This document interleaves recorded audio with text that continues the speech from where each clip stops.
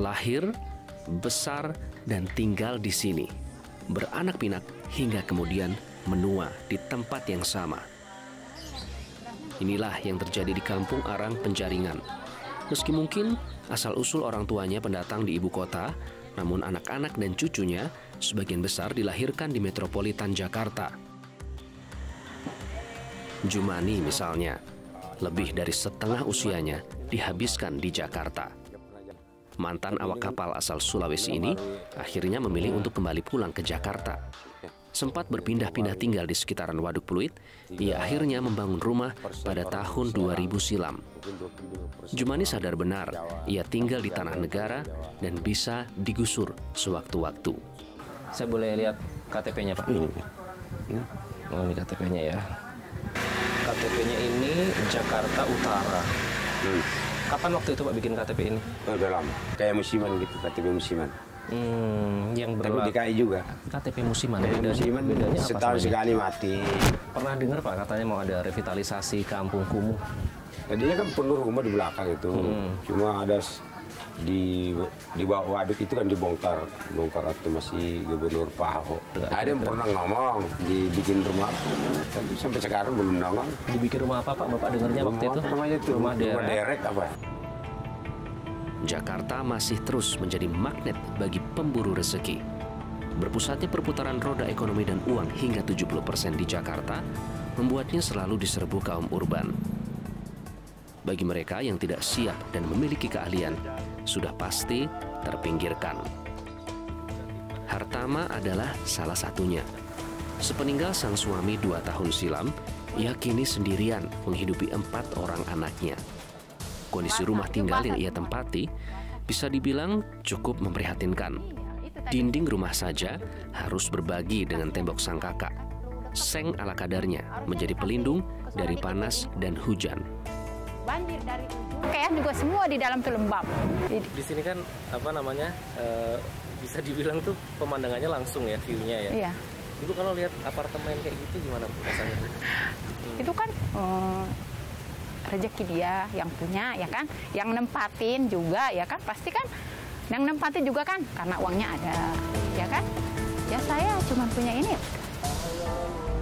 Untuk mencukupi kebutuhan sehari-hari, perempuan 43 tahun ini menunggui kios sang kakak.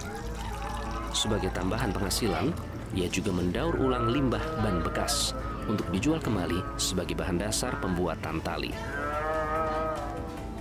Serba terbatas atau mungkin kekurangan, namun tidak ada pilihan lain. Ia memilih tetap menjalani kehidupan yang sudah digariskan sang kuasa.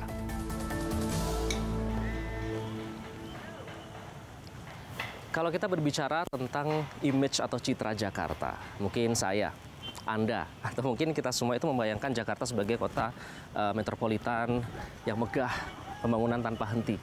Tapi ternyata kalau kita lihat di sisi lain, ini ya kondisinya bisa dibilang cukup jauh dibandingkan image-image yang tadi saya sebutkan. Salah satu contohnya ini saya berada di RW 17 di Penjaringan, Jakarta Utara. Nah, di sini ini bisa terlihat kontrasnya. Kalau kita lihat jauh ke sana, itu ada apartemen mewah, ada permukiman elit. Namun tidak jauh dari situ, itu terdapat kampung nelayan yang kondisinya cukup memprihatinkan untuk standar hidup warga. Dan tempat saya berada saat ini, RW 17 ini, masuk dalam salah satu kampung berkategori kumuh yang ternyata jumlahnya hampir separuh atau mencapai 50%. Ini setara dengan lebih dari 400 RW yang ada di seluruh ibu kota yang ternyata masuk kategori kumuh. Ya bisa dibilang, kalau kita lihat di media, Jakarta kota metropolitan yang megah, ternyata di sisi lain, potret kemiskinannya ternyata masih cukup banyak.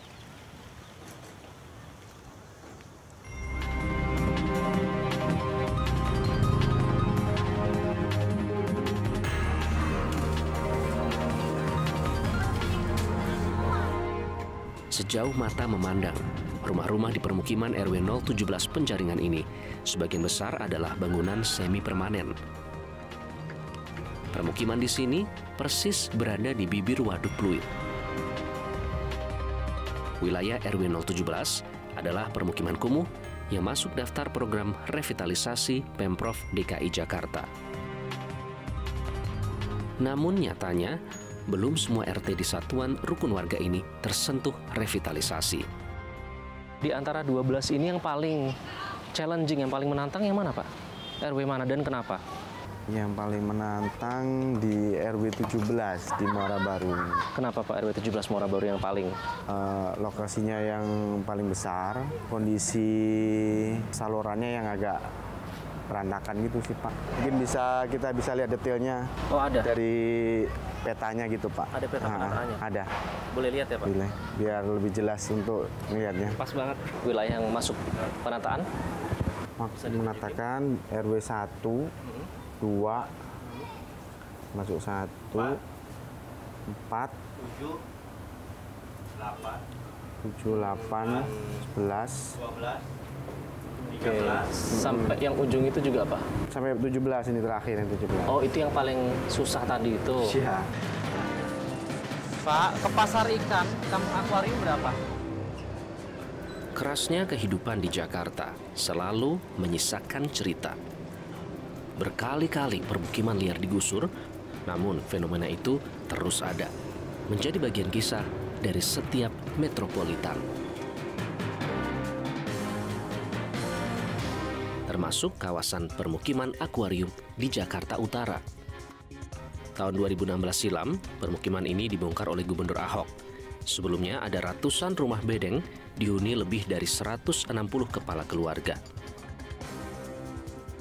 Namun sejak penggusuran saat itu, sebagian warga masih bertahan di tempat ini. Mereka menempati rumah sementara yang dibangun oleh Pemprov DKI Jakarta. Suprapti sempat memiliki 3 bangunan rumah di kawasan ini. Sejak tahun 1990, ia tinggal di kampung akuarium. Ini dibikin kapan Bu? Bikin 2 tahun. 2 tahun yang lalu. 2 tahun yang lalu. Ini dapur di sini. Dapur sini ya. Oh, Oke, terus Ya. di atas apa Bu? Di atas buat bapaknya tidur. Buat Saya bapaknya kan sama anak tidur. saya. Oh, Ibu tidurnya di? Di sini. Oh, di depan toilet. Di sini tidurnya sama anak saya. Oh, berdua tidurnya di sini ya. Coba Iya. saya masuk ke situ boleh, Iya, Bu? boleh. Saya lihat Silakan. boleh ya, Bu ya. Iya. Ibu tidur berdua di sini Iya ya. berdua sama anak saya cewek. Kalau dibandingkan sama rumah Ibu yang dulu sebelum digusur, lebih nyaman mana, Bu? Ya lebih nyaman rumah sendiri rumah saya. Tidak sedikit anggaran yang dibudgetkan oleh Pemprov DKI Jakarta. Bisa Anda bayangkan, untuk biaya pendampingan konsultan saja dialokasikan dana 500 juta rupiah tiap RW. Sementara untuk pembangunan fisik, per RW berkisar antara 4 hingga 10 miliar rupiah. Penataan Patung Kumuh kalau kita perhatikan dalam 20 tahun terakhir ini tidak terjadi secara besar-besaran maupun signifikan.